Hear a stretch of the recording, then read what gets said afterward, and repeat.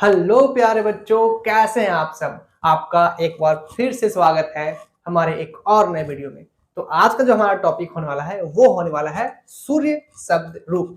आज हम सूर्य शब्द रूप सीखेंगे, साथ ही साथ ये भी जानेंगे कि ऐसा कौन सा ट्रिक है जिससे हमें इसे रटना नहीं पड़ेगा बल्कि ट्रिक से याद हो जाएगा। इसका हिंदी क्या होता है सब कुछ जानने वाले हैं इस वीडियो में, तो देर किस बात का है। मैं हूं विक्रम आदित्य शर्मा। चलिए इस वीडियो को शुरू करते हैं। तो सबसे पहले मैंने यहाँ पे लिख लिया है सूर्य का शब्द रूप। आइए पढ़ते हैं क्या हेडिंग लिखा है मैंने। सूर्य शब्द अकारांत पुल्लिंग, अकारांत यानी कि जिसके अंत में आ की मात्रा आता है, और पुल्लिंग तो आप समझते हैं।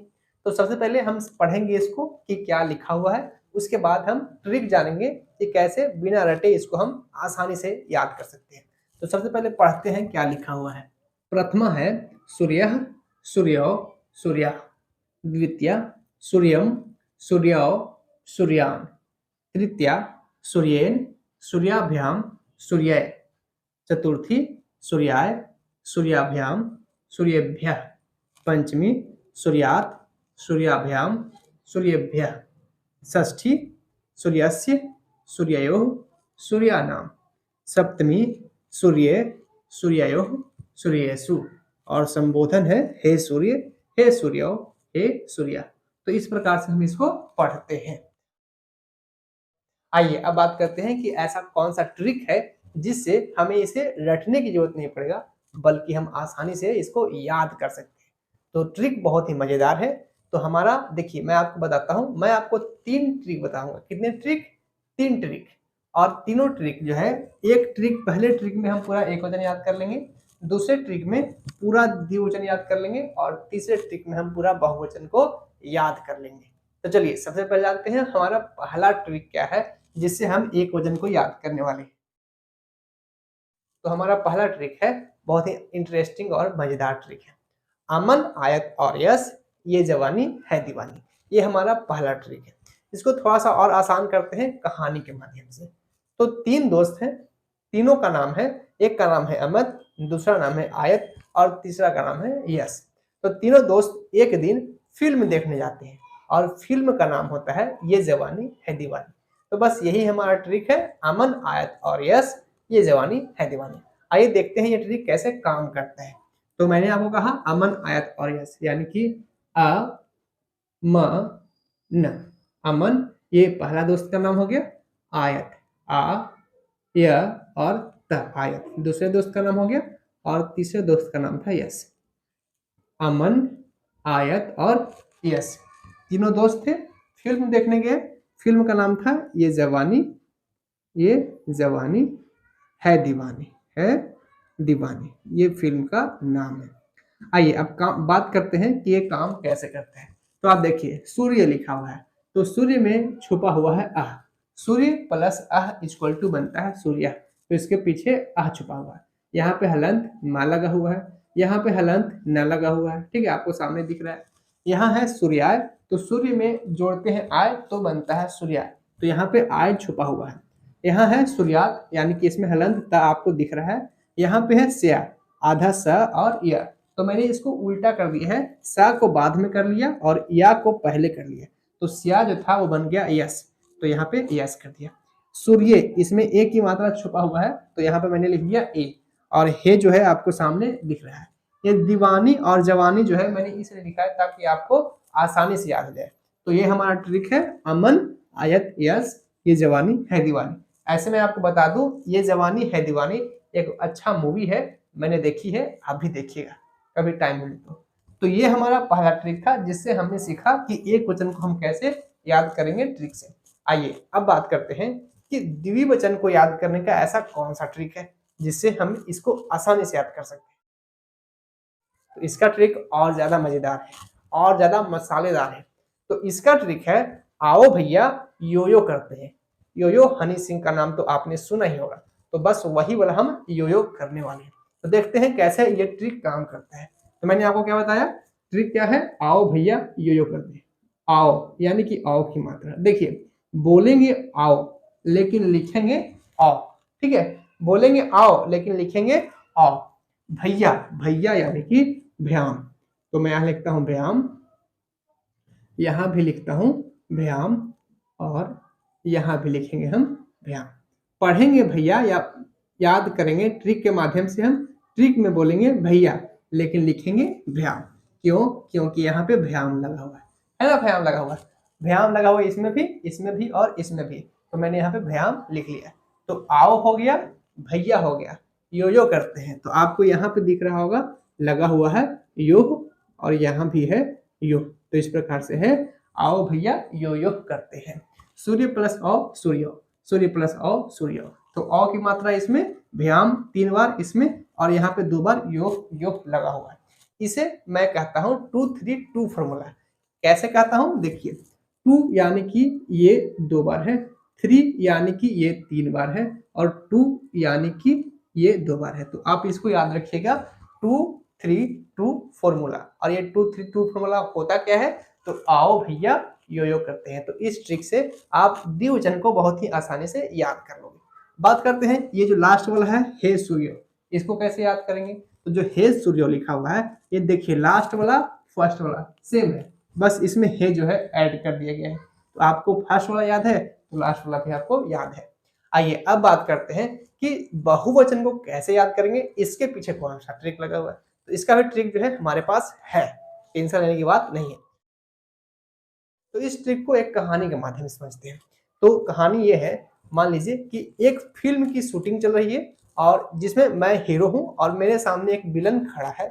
हमारा डायलॉग जो है इस प्रकार से है। तो मैं विलन को कहता हूं आ, तो विलन कहता है ना। मैं कहता हूं ए, विलन डर जाता है और कहता है भैया भैया। मैं कहता हूं का नाम सू, मैं गुस्से में बोलता हूं तुम्हारा नाम क्या है। तो इस प्रकार से, तो ये हमारे फिल्म का स्टोरी था। इसको और आसान तरीके से समझते हैं क्या? तो मैंने क्या कहा? मैंने कहा आ, उसने कहा ना। मैंने कहा ए, उसने कहा भैया भैया। मैंने कहा का नाम सु। आइए देखते हैं ये ट्रिक हमारे इसमें कैसे काम आने वाला है।